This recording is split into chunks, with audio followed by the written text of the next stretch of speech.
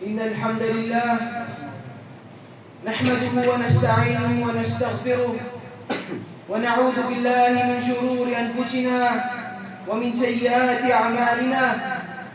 من يهده الله فلا مضل له ومن يضلل فلا هادي له. أشهد أن لا إله إلا الله وحده لا شريك له وأشهد أن محمدا عبده ورسوله. أوصي نفسي ثم إياكم بتقوى الله، حيث قال الله تعالى في كتابه الكريم بعد أعوذ بالله من الشيطان الرجيم: يا أيها الذين آمنوا اتقوا الله حق تقاته ولا تموتن إلا وأنتم مسلمون. وقال الله تعالى أيضا: يا أيها الذين آمنوا اتقوا الله وقولوا قولا سديدا يصلح لكم أعمالكم ويغفر لكم ذنوبكم ومن يطع الله ورسوله فقد فاز فوزا عظيما. Katotohanan, lahat ng papuri ay para lamang sa Allah subhanahu wa ta'ala. Pinupuri natin siya, humingi tayo ng tulong sa Allah subhanahu wa ta'ala at humingi tayo ng kanyang kapatawaran. At humingi din tayo ng proteksyon sa Allah mula sa masasama ng ating mga sarili at sa mga masasama sa ating mga gawain. Kung sino man gagabayan ng Allah subhanahu wa ta'ala, walang makapagligaw sa Kanya. At kung sino man hahayaan ng Allah subhanahu wa ta'ala na maligaw, walang makapaggabay sa Kanya. Ako ay sumasaksi na walang Diyos na karapat-dapat sambahin maliban sa Allah subhanahu wa ta'ala. At si Propeta Muhammad sallallahu alaihi wasallam ang kanyang huling sugo. Sinabi ng Allah subhanahu wa ta'ala sa Quran: O kayong mga nananampalataya, matakot kayo sa Allah ng tunay na pagkakatakot at huwag kayong mamamatay na maliban na kayo ay mga Muslim. At sinabi rin ng Allah subhanahu wa ta'ala: O kayong mga nananampalataya, matakot kayo sa Allah at magsalita kayo ng matuwid na salita ng katotohanan. Ayusin ng Allah subhanahu wa ta'ala yung mga gawain ninyo at papatawarin ng Allah subhanahu wa ta'ala yung mga kasalanan ninyo. At kung sino man ang susunod sa Allah at sa kanyang sugo, sila yung magtatagumpay. Mga kapatid sa pananampalatayang Islam, isipin ninyo na nasa gitna ng matinding crisis kung saan maraming mga tao ay naghihirap at maraming mga tao nangangailangan at wala silang makain. Tapos ikaw ay inalok ng isang kontrata. Itong kontrata na ito ang kasunduan ay magtatrabaho ka ng 10 araw lang. 10 araw lang. At kapalit ng 10 araw na yun, babayaran ka ng 10 milyon. Babayaran ka ng 100 million na pesos. Ngayon, ang isang tao na sa tamang pag-iisip, kahit siya pa isang doktor, kahit siya pa isang engineer, isang negosyante, kahit siya pa isang estudyante na sobrang busy, kahit siya pa isang security guard, isang pulis, na 12 hours, 12 oras siya nagtatrabaho, iiwanan niya ang kanyang gawain. Iiwanan niya ang mga ginagawa niya para sa 10 araw na ito. Napakagandang opportunity itong 10 araw na ito. Ngayon, bakit ko ito sinasabi? Dahil ngayon ay nakapumasok na tayo sa mga araw kung saan ang Allah subhanahu wa ta'ala mismo ay nagbibigay sa atin ng spiritual na kontrata. Binibigay sa atin spiritual na agreement na pumasok tayo sa 10 araw, unang 10 araw ng Dhul-Hijjah. Ngayon, para mas maintindihan natin, o para ang Allah subhanahu wa ta'ala ipakita niya sa atin kung gaano kabigat ang mga araw na ito, ay Allah subhanahu wa ta'ala ay sumumpa siya sa Quran. At kapag ang Allah ang tagapaglikha ay sumusumpa siya sa isang bagay, ibig sabihin, napakadakila ng bagay na yan. Kasi ang Allah subhanahu wa ta'ala ay pwede siyang sumumpa sa kahit anumang bagay na nilikha niya. Kaya binanggit ng Allah subhanahu wa ta'ala, wal fajri wa layalin ashra. sumpa man sa bukang liwayway, at sa 10 araw, at sa 10 gabi. Ngayon ang Allah subhanahu wa ta'ala ay sumumpa siya sa 10 gabi. Sinabi ni Ibn Kathir, rahimahullah, ang tinutukoy dito na 10 gabi, ito yung 10 araw, unang 10 araw ng Dhul-Hijjah. At sinabi ng Propeta Muhammad sallallahu alaihi wasallam na para mas maintindihan natin, mabigyan natin ng halaga itong 10 araw na ito. Afdalu ayyamid dunya ayyamil ashr. Sabi niya, ang pinakamainam na mga araw dito sa mundo ay itong 10 araw na ito. Itong 10 araw ng Dhul-Hijjah.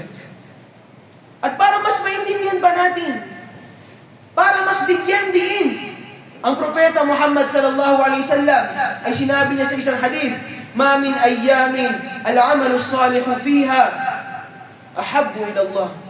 Sabi niya, wala sa mga araw na ang mga mabubuting gawain ay sobrang mahal ng Allah subhanahu wa ta'ala min hadhihi al-ayyam, maliban sa mga araw na ito. Ngayon ang mga sahaba, alam nila ang pinakamataas na sakripisyo ay ang pag-jihad fi sabilillah, ang pag-jihad sa landas ng Allah subhanahu wa ta'ala. Kaya tinanong nila, "Ya Rasulullah, walang jihad fi sabilillah?" Kahit ang jihad sa landas ng Allah subhanahu wa ta'ala? Sabi ng Propeta Muhammad sallallahu alaihi wasallam, "Walang jihad fi sabilillah." Kahit pa ang jihad sa landas ng Allah subhanahu wa ta'ala, maliban sa isang tao na dinala niya ang kanyang sarili at dinala niya ang kanyang kayamanan sa jihad at hindi siya nakabalik. Maliban doon ay kahit ang jihad. Ngayon, naiintindihan natin gaano kahalaga ang mga araw na ito, na sumumpa ang Allah subhanahu wa ta'ala sa mga araw na ito. Ang Propeta Muhammad sallallahu alaihi wasallam ay palagi niya sinasabi sa kanyang mga sahaba para alamin nila kung gaano kahalaga ang mga araw na ito. Ngayon, bakit ganito? Bakit sobrang taas ng antas ng mga araw na ito, na mas mataas pa kaysa sa huling 10 gabi ng Ramadan? Bakit? Sinabi ng mga ulama natin, nung pinag-aralan nila ang Islam, pinag-aralan nila lahat ng mga araw, naintindihan nila kung bakit ito kabilang sa mahalagang araw. Dahil dito sa 10 araw na ito, dito nagsasama-sama lahat ng pagsamba na magagawa natin. Lahat ng pagsamba na ginagawa natin, ang sala, ginagawa dito. Ang fasting, ang pag-aayuno, ay ginagawa rin dito sa 10 araw na ito. Ang pag-hajj, ay dito rin ginagawa sa 10 araw na ito. At yung pagbigay ng sadaka, ay dito rin binibigay. Wala kang matatagpuan na mga araw sa buong taon na pwedeng isama-sama ang mga mabubuting gawa katulad nito. Ngayon, alam na natin, sobrang halaga ng mga araw na ito. Ngayon, habang nandito tayo sa Pilipinas, nandito tayo sa Maynila, ay libo-libo, milyon-milyon mga tao ay gumastos sila ng sobrang laki para makapag-hajj sila, para magsagawa ng hajj. At sumasagot sila sa Allah subhanahu wa ta'ala. At ito rin ang ginawa ni Propeta Ibrahim alayhi salam. Ngayon ang tanong, ano bang ginagawa ng mga taong nag-hajj? Bakit nila ginagawa ito? Bakit sila gumagastos 600, 500, 700,000 para lang makapag-hajj? Mayroong mga tao, high school pa lang, nag-iipon sila para makapag-hajj lang. At yung mga ibang mayayaman, gusto nila, every year silang mag-hajj. Ngayon, bakit ba? Makikita natin, kapag ang hajj, ano nakikita natin? Lahat ng mga tao ay hinuhubad nila yung kanilang mga magagandang damit, yung mga tinahing mga damit, yung mga mamahalin na mga damit. At kapag nakakita ka ng mga tao sa hajj, ay walang diferensya ang isang mayaman sa mahirap. Walang diferensya ang isang maputi sa isang maitim. Walang diferensya ang isang maranaw sa isang bali-Islam. Ay lahat pantay-pantay dito sa hajj. At bakit sila pumunta? Pumunta sila para sa Allah subhanahu wa ta'ala. At para tanggalin yung pagmamataas nila sa kanilang mga puso. Na kahit milyonaryo pa siya, pagdating dun sa Hajj, nakasuot siya ng puting tela. Kahit siya pa isang anak ng hari, kahit siya pa isang hari mismo, ganun pa rin ang suot niya. Hindi siya nagsusuot ng mga mamahaling mga damit. Ang suot niya ay 2 puting tela lang. Ngayon, ano bang sinasabi ng mga tao? Kapag sila ay gumagawa ng Hajj, ay makikita natin, sinasabi nila, labbaik Allahumma labbaik, labbaik la sharika laka labbaik, innal hamda wan ni'mata laka wal mulk la sharika lak. Ano ibig sabihin nito? Ibig sabihin nito, O Allah, narito ako, Ya Allah. Ya Allah, nandito ako, Ya Allah. Ya Allah, na walang katambal, la sharika laka labbaik. Nandito ako, Ya Allah. Innal hamda wan ni'mata, katotohanan ng lahat ng pagpupuri, lahat ng biyaya, at lahat ng kapangyarihan ay sa iyo, Ya Allah. Wala kang katambal, la sharika lak. Anong binabanggit ng mga tao habang nag-hajj sila? Ito ay mga salita ng tauhid. Salita ng tauhid ng Allah subhanahu wa ta'ala. Ipiniliwanag ng mga scholar natin na sinabi nila na ang Propeta Muhammad sallallahu alaihi wasallam nagtatag ng ganitong partikular na talbiyah upang wasakin ang shirk. Ang shirk na ginagawa ng mga tao. Ang shirk na paniniwala ng mga tao. At para ipakita na lahat saan tayo umaasa. Umaasa lang tayo sa Allah subhanahu wa ta'ala. At pinapakita dito, saan tayo nagsasamba? Sino ang sinasamba natin? Sinasamba natin ang Allah subhanahu wa ta'ala. Nag-iisa lang. Hindi natin sinasamba ang pera. Hindi natin sinasamba ang mga kotse, ang mga bahay. Hindi natin sinasamba ang mga posisyon. Ang sinasamba natin ang Allah subhanahu wa ta'ala. Kaya ano ang gantimpala ng isang tao na nag-hajj at tinanggap yung kanyang hajj? Yung gantimpala niya ay para siyang magiging sanggol. Na kapag tinanggap ang kanyang hajj, ay parang bago siya pinanganak lang.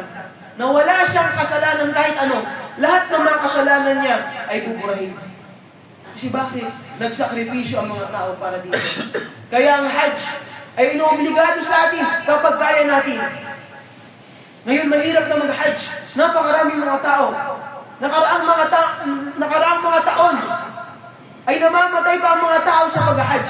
Sa sobrang init. Pagdating ng araw ng Arafah, tumatayo sila sa bundok. Mula sa duhur hanggang maghrib, ay nananalangin sila sa Allah subhanahu wa ta'ala. Umiiyak sila, Ya Allah, patawarin mo ang kasalanan namin. Ay sila ay nagsakripisyo ng kanilang oras, nagsakripisyo ng kanilang kayamanan, para sa Allah subhanahu wa ta'ala. Ngayon tinan natin, ang isang haji, yung gagawa ng hajj, iniiwan niya ang kanyang pamilya. Iniiwan niya ang kanyang negosyo para mag-focus sa Allah subhanahu wa ta'ala.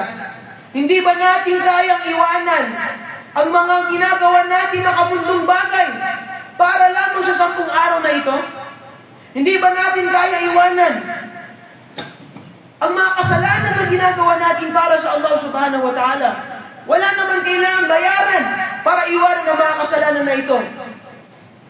Ay, libre lang. Iwanan ang mga kasalanan na ginagawa natin. At makikita natin ang mga sahaba. Si Abu Hurairah radiyallahu anhu at si Abdullah bin Umar radiyallahu anhuma ay pumupunta sila sa mga palengke. Pupunta sila sa mga palengke. At anong sinasabi nila? Sila ay nagtatakbir. Allahu Akbar, Allahu Akbar, Allahu Akbar. La ilaha illallah, Allahu Akbar. Bakit nila sinasabi ito? Para ipaalala sa mga tao. Itong 10 araw na ito, huwag niyong sayangin. Napakataas na antas. Paano kung nalaman ng mga tao sa kanilang libingan?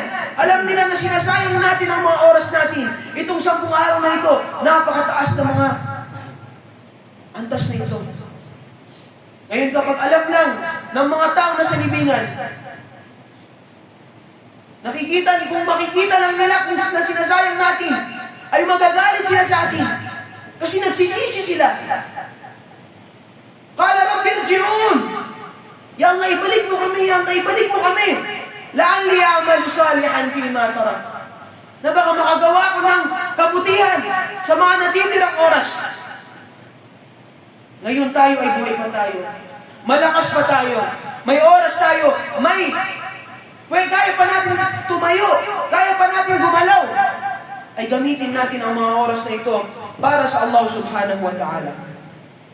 Ngayon, kabilang sa mga 10 araw na ito, isang araw na napakahalaga, napaka-importante. Ito yung araw ng Arafah. Yung ikasyam na araw ng Dhul-Hijjah. Ano bang meron sa araw na ito? Dito sinabi ng Propeta Muhammad sallallahu alaihi wasallam, "Ma min yawmin," wala sa mga araw, "akthara min an ya'taqid," ay wala sa mga araw na napakarami ang Allah subhanahu wa ta'ala ay pinapalaya niya mula sa impyerno. Pinapalaya niya mula sa impyerno kaysa sa araw ng Arafah. Kaysa sa min yawmil Arafah. Sa araw ng Arafah. Ngayon, nakakalungkot. Isipin natin, sa araw na ito, katulad ng Katulad ng buwan ng Ramadan. Kapag dumating ang 10 huling gabi ng Ramadan, yung mga tao nagpupuyat sila. Yung mga tao, nananatili silang gising. Tarawih hanggang tahajjud hanggang fajr, nagsasala, nagduduwa, nagbabasa ng Quran. Ngayon, hindi nila alam na meron din napakahalagang mga araw na darating at nakapasok na tayo sa mga araw na ito, ay hindi nila binibigyan ng halaga. Na dahil iniisip nila, sa Ramadan na ako magsasala. Sa Ramadan na ako magbabasa ng Quran. Hindi nila alam, napakalaking gantimpala din itong 10 araw ng Dhul-Hijjah. Lalong-lalo na sa araw ng Arafah. Sa araw ng Arafah, yung mga tao na Hajj, nakatayo sila sa bundok. Duhur hanggang Maghrib, nagduduwa sila sa Allah. At sobrang halaga yung araw ng Arafah. Kapag ang isang tao hindi siya nakapunta ng Arafah, ay hindi tama yung kanyang Hajj. Hindi kompleto ang kanyang Hajj. Kaya ang Propeta Muhammad sallallahu alaihi wasallam, sinabi niya, ang Hajj, yun ang Arafah. Yung Arafah, yun ang Hajj. Ngayon sa araw ng Arafah, ang Allah subhanahu wa ta'ala, pinapalaya niya ang mga tao mula sa impyerno. Kasi bakit? Dito mga tao ay humingi sila ng kapatawaran sa Allah subhanahu wa ta'ala. Nagtataw pa sila, nagbabalik loob sila sa Allah subhanahu wa ta'ala. Ginagamit nila itong pagkakataon na ito para patawarin ng Allah subhanahu wa ta'ala ang kanilang mga kasalanan. Ngayon ang mga tao na sa Hajj, iniwan nila lahat. Mga ginagawa nila makamundong bagay. Tayo na wala sa Hajj. Ibig sabihin ba nun, wala tayong gagawin? Ngayon, tanungin natin sa sarili, ano ba ang pwede natin iwanan? Kailan natin iiwanan ang cellphone natin? Kailan natin iiwanan ang mga kasalanan na ginagawa natin? Ang pagmumura natin? Kailan natin iiwanan ang pagsasayang ng oras natin? 30 years old ka na, nag-email ka pa rin. Subhanallah, napakalaking oras sinasayang. Tapos kapag tatanungin ka, anong ibig sabihin ng Alhamdulillahi Rabbil Alamin? Hindi mo alam, hindi mo masasagot. Tapos sasabihin mo, ang hirap mag-aral ng Islam. Sasabihin mo, ang hirap naman ng Islam. Ang hirap magbasa ng Quran. Pero makikita natin yung mga oras sa buhay natin. Kung bubuksan nyo ang cellphone nyo, makikita nyo yung nakasulat sa cellphone nyo. Pinapakita sa inyo gaano katagal nyo ginagamit ang cellphone nyo. Makikita nyo 6 na oras, 8 oras, 10 oras. Habang ilang oras ang mayroon tayo para sa Allah. Kahit ang 5 beses na pagsasala, hindi natin kaya ibigay. 5 beses na pagsasala, ilang oras ang kinukuha sa buhay natin? Wala pa sa kalahating oras. Tig 5 minuto lang, Fajr 5 minuto. Duhur, asar, maghrib, tig 5 minuto. Hindi natin kaya ibigay sa Allah. Pero ang Allah subhanahu wa ta'ala, binibigay niya sa atin ang biyaya. Binibigay sa atin ang mga meron tayo sa buhay. Kompleto ang katawan natin. Kompleto ang pamilya natin. Meron tayong nakakain. Meron tayong nasusuot na magagandang damit. Meron tayong pabango. Meron tayong cellphone. Meron tayong internet. Meron tayong kinakain 3 beses araw-araw. Pero hindi natin kaya magpasalamat sa Allah subhanahu wa ta'ala. Kaya itong mga araw na ito, ay ngayon alam natin napakahalaga, ay gamitin natin ang mga araw na ito para sa Allah subhanahu wa ta'ala. Gamitin natin ang mga araw na ito para humingi ng kapatawaran sa Allah subhanahu wa ta'ala at para magbago. Para magbago ng buhay. Hindi naman kailangan na bukas isa ka ng scholar. Ay kukuha tayo ng step by step. Isa-isa kung anong kaya natin gawin, yun munang gawin natin. Bukas, sige dagdagan natin. Bukas, dagdagan natin. Ganun ang isang Muslim. وأقول قولي هذا وأستغفر الله لي ولكم ولسائر المسلمين من كل ذنب فاستغفروه إنه هو الغفور الرحيم.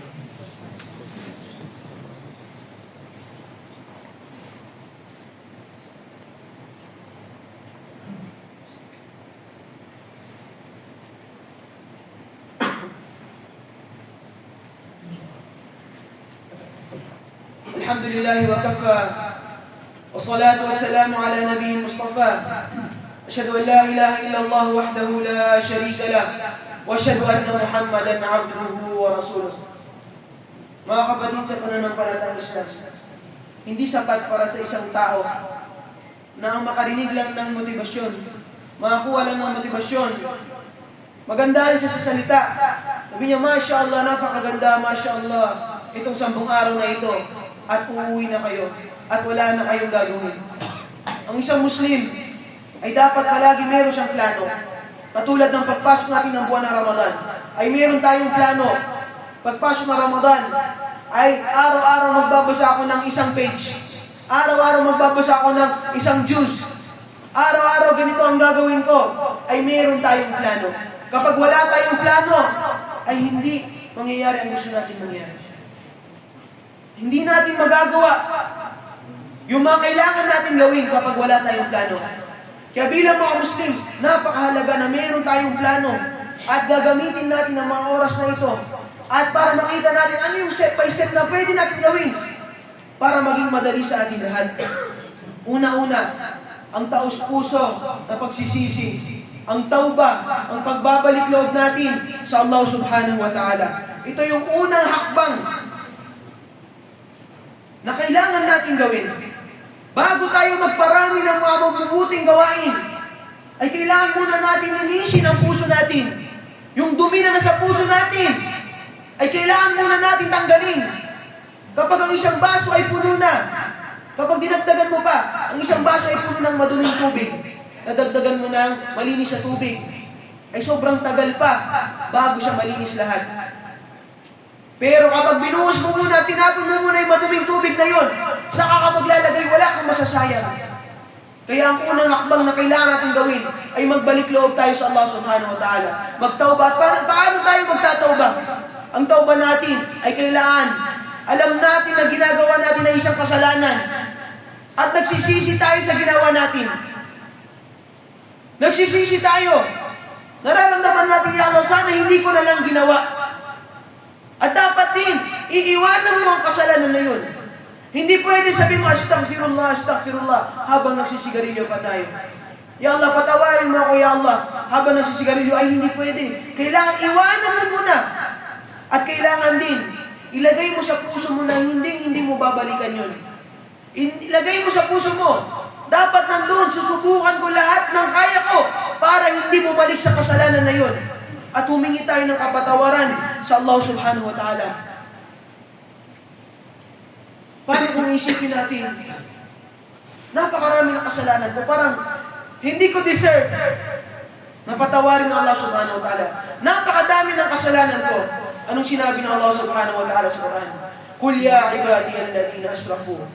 Sabihin mo, no aking mga alipin, yung mga asrafu ala anfusihim, sumobra na yung kanilang mga kasalanan sa kanilang mga sarili, la taqnatu min rahmatillah. Huwag kayong mawalan ng pag-asa sa Allah subhanahu wa ta'ala. Sa awa ng Allah subhanahu wa ta'ala, inna Allah yaghfiru dhunuba jami'a. Ang Allah subhanahu wa ta'ala, pinapatawad niya lahat ng mga kasalanan. Innahu huwal ghafurur rahim. Yan ang Allah subhanahu wa ta'ala. Siya mismo nagsasabi sa atin na huwag tayo mawala ng pag-asa. Kapag nawalan tayo ng pag-asa, sabihin natin, hindi na pwede, masyado na maraming kasalanan ko. Bata pa lang, ang laki ng mga kasalanan ko. Ganito, ganyan ginawa ko, hindi na kaya patawarin ng Allah. Ay sumusuway tayo sa sinabi ng Allah subhanahu wa ta'ala. Bakit sinabi niya, huwag tayo mawalan ng pag-asa? At dapat alam mo sa sarili mo na ang ginagawa mo'y kasalanan kasi kapag hindi mo alam, hindi mo kayang iwanan ang bagay na yun. Sabi ng Propeta Muhammad sallallahu alaihi wasallam, "Kullu bani Adam khata." Lahat ng anak ni Adam ay nagkakamali, gumagawa ng kasalanan.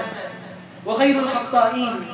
At ang pinakamainam sa kanilang gumagawa ng mga kasalanan at tawwabun, sila yung mga nagbabalik loob sa Allah subhanahu wa ta'ala. Kaya habang وَمَا كَانَ اللَّهُ يُعَذِّبُهُمْ وَهُمْ يَسْتَغْفِرُونَ. Ang Allah subhanahu wa ta'ala hindi niya paparusaan ang mga tao habang sila ay humingi ng kapatawaran sa Allah subhanahu wa ta'ala. Alam natin tayo yung mga tao lang mahirap. Mahirap pigilan ng sarili sa mga pagnanasa. Pero subukan natin ang makaya natin. At palagi tayo humingi ng kapatawaran sa Allah subhanahu wa ta'ala. Huwag na huwag tayong tumigil. Ay palagi dapat tayo humingi ng kapatawaran sa Allah subhanahu wa ta'ala. Pangalawa, pagkatapos natin linisin ang puso natin, magbalik loob sa Allah subhanahu wa ta'ala, ay dapat alam natin na mayroon tayong mga obligasyon na kailangan natin gawin. At ang pinakamahalaga sa mga obligasyon ay ang pagdarasal natin ng 5 beses. Araw-araw. Dapat kompleto ito. Kahit ikaw pa ay may sakit, kahit isa lang ang paa mo, kahit wala ka pang paa, kahit wala kang kamay, walang excuse ang isang tao para iwanan ang sala. Lahat ng mga kasalanan na binabanggit ng Allah subhanahu wa ta'ala, pati ang Propeta Muhammad sallallahu alaihi wasallam. Kapag ikaw ay nagnakaw, napakalaking kasalanan, pero Muslim ka pa rin. Kapag ikaw uminom ng alak, napakalaking kasalanan, pero Muslim ka pa rin. Kahit anong mga ibang kasalanan, Muslim ka pa rin, pero kahit napakalaking kasalanan, paparusahan ka na Allah, pero Muslim ka pa rin. Maliban sa sala. Kapag isang tao iniwan niya ang sala, ayaw niya talaga magsala, alam niya na obligado ang sala, pero pinipili niya na hindi magsala. Ay sinabi ng Propeta Muhammad sallallahu alaihi wasallam, "Al-ahdu alladhi bainana wa bainahum as-salah." Ang pagkakaiba natin. Ang pagkakaiba natin mga Muslim sa mga hindi mga Muslim, yun ang salah. Faman tarakaha, kaya kung sino man iiwanan niya ang salah, faqad kafar, nakagawa siya ng kufur. Wala siya nabanggit na kufur sa ibang kasalanan. Maliban dito sa salah. Kaya dapat unahin natin ang salah. Iniisip mo na magtatahajjud ako, ganito, ganyan gawin ko. Unahin mo ang salah mo 5 beses. Kahit magtahajjud ka ng Isha hanggang Fajr, pero hindi ka nagsasala 5 beses, hindi tatanggapin ng Allah subhanahu wa ta'ala yung tahajjud mo. Kahit umiyak ka pa, kahit mapaus ka pa sa pag-iyak sa Allah subhanahu wa ta'ala, napatawarin ang kasalanan mo, pero hindi ka nagsasala ng 5 beses araw-araw, ayaw mo talaga magsala, ay hindi tatanggapin ng Allah yung dua mo. Kaya unahin natin ang mga obligasyon. At yung pinakamahalagang obligasyon, ang pagsasalatin ng 5 beses. At kapag ginagawa natin yun, dagdagan natin, magsala tayo ng tahajjud. Magsala tayo ng mga sunnah, ng mga salat. Pero unahin natin ang mga obligasyon natin. Pangatlo na pwede natin gawin, ay mag-ayuno tayo sa mga araw na ito. Mag-ayuno tayo sa mga araw na ito. Katulad na nabanggit natin kanina, sinasabi ng mga scholar natin, na dito sa 10 araw na ito, ay pwede ipagsama-sama yung mga mabubuting gawa, yung sala, yung pag-fasting, yung pagsadaka, yung pag-hajj. Ito lang ang oras kung kailan ay pwede gawin ito ng sabay-sabay. Wala ang ibang oras sa buong taon maliban sa oras na ito. Kaya gamitin natin ang oras na ito para mag-ayuno. Ang pag-ayuno, alam natin mahirap, lalo na nasa labas na tayo ng Ramadan. Pero subukan natin pa rin mag-ayuno. Kapag hindi natin kaya mag-ayuno sa mga araw na ito, kahit ang araw ng Arafah. Kahit ang araw ng Arafah. Bakit? Sinabi ng Propeta Muhammad sallallahu alaihi wasallam, isang tao na mag-ayuno sa araw ng Arafah, na baka papatawarin ng Allah subhanahu wa ta'ala yung kasalanan niya ng nakaraang taon at kasalanan niya na susunod na taon ay papatawarin ng Allah subhanahu wa ta'ala. Kaya huwag natin sayangin ang oras na ito. Kapag lumipas ang 10 araw na ito, malayo pa ang mga ibang araw, antayin pa natin ang Ramadan, hindi natin alam kung aabot tayo sa Ramadan. At huwag kayong nag-iisip na, sige, sa araw ng Arafah na ako magtatauba. Sa araw ng Arafah na ako magbabalik loob. Hindi mo alam kung aabot ka sa araw na yun. Hindi mo alam, paglabas ko mamaya, mabangga pa ako dyan. mamatay na ako. Subhanallah. Ay dapat ngayon pa lang, ang isang Muslim ay nag-intention na magbabago ako, magtatawba ako sa Allah subhanahu wa ta'ala. Hihingi ako ng kapatawaran, ay mag-intention ka na gagawa ka ng kabutihan. Inshallah, pag uwi ko ng bahay, mamaya pagkatapos ng sala, magbabasa ako ng Quran. Magsasabi ko ng azkar, magtatakbir ako. Inshallah, ganito ang gawin ko, ay ilagay mo na sa puso mo. Ay, ang Allah subhanahu wa ta'ala, gagantimpalaan niya tayo sa mga intention man lang natin. Kahit gusto natin gawin, kapag gusto natin gawin ng isang bagay, nag-intention tayo, pero hindi natuloy. Kasi may nangyari, ay gagantimpalaan tayo ng Allah subhanahu wa ta'ala sa intention natin. Kaya bilang mga Muslim, ay sobrang importante ang intention natin. Ay ginagawa natin ito para sa Allah subhanahu wa ta'ala at hindi natin ginagawa para sa ibang tao. Kaya napakaganda ng pag-aayuno. Kasi ang pag-aayuno, walang nakakaalam. Ang Allah subhanahu wa ta'ala, siya lang nakakaalam kung nag-aayuno tayo o hindi. Pwede naman ako magsinungaling. Sabihin ko, nag-fasting naman ako. Pero kapag umalis ako, wala akong kasama, iinom ako ng tubig. Pero ang Allah subhanahu wa ta'ala, alam niya kung ikaw ay nag-aayuno o hindi. Kaya kung gusto mo, kung tinatanong mo sarili mo, na paano tanggalin ko sa sarili ko ang pagpapakitang tao, ay mag-ayuno ka. Mag-fasting ka para matanggal ang pagpapakitang tao. Kasi bakit? Ang kapag totoo ginagawa mo para sa Allah subhanahu wa ta'ala, hindi ka nagpapakitang tao, kahit mag-isa ka lang ay tutuloy mo ang pagpapasting mo. Kaya yun ang mga hakbang na pwede natin gawin sa mga araw na ito. At ang huli ay pagbibigas ng takbir. Allahu Akbar, Allahu Akbar, Allahu Akbar. La ilaha illallah, Allahu Akbar. Ay bigkasin natin mga takbir na ito. At huli, wag na wag tayong titigil sa paggawa natin sa Allah subhanahu wa ta'ala. Walang pwedeng mangyari dito sa mundo kung hindi pa paintulot ng Allah subhanahu wa ta'ala. Kaya dapat, palagi tayong humingi ng tulong sa Allah. Kapag mayroon tayong gusto, ay magduwa tayo sa Allah subhanahu wa ta'ala. Huwag mong isipin kaya mong uminom ng tubig na wala, na hindi pinapaintulot ng Allah. Na dahil sa sarili mong lakas, ilang mga tao na sa ospital, hindi nila kaya lumunok. Ilang mga tao ay hindi nila kayang galawin ang kamay nila. Kaya kahit yung maliit na bagay, hingin mo sa Allah subhanahu wa ta'ala. Gusto mo ng piso, gusto mo ng 20, hingin mo sa Allah subhanahu wa ta'ala. Magduwa tayo sa Allah subhanahu wa ta'ala. At dapat walang tigil na pagduduwa sa Allah subhanahu wa ta'ala. Lalong-lalo na sa araw ng Arafah. Kaya mga kapatid, sa mga nabanggit natin, ay dapat pag-alis natin dito, ay i-apply na natin sa buhay natin. Hindi tayo dito para makinig lang at umuwi at ituloy ang buhay natin na parang wala tayong narinig. Ay nandito tayo para matutunan. Para matuto tayo kung ano ang pwede natin gawin, kung paano tayo mag-improve bilang isang Muslim. At inshallah ta'ala, ayun ang gagawin natin pag-alis natin. Inna Allah wa malaikatahu yusalluna 'alan nabi ya ayyuhalladhina amanu sallu 'alaihi wa sallimu taslima. Allahumma salli 'ala Muhammadin wa 'ala ali Muhammad kama sallaita 'ala Ibrahim wa 'ala ali Ibrahim innaka Hamidum Majid. Wa barik 'ala Muhammadin wa 'ala ali Muhammad kama barakta 'ala Ibrahim wa 'ala ali Ibrahim innaka Hamidum Majid. Wa qala rabbukum ud'uni astajib lakum amin ya rabbal alamin. Allahumma 'allimna ma yanfa'una wanfa'na bima 'allamtana wa zidna 'ilma. Allahumma taqabbal minna salatana wa qiyamana وصيامنا وركوعنا وسجودنا. اللهم تقبل منا إنك أنت السميع العليم وتب علينا إنك أنت التواب الرحيم. سبحان ربك رب العزة عما يصفون وسلام على المرسلين والحمد لله رب العالمين.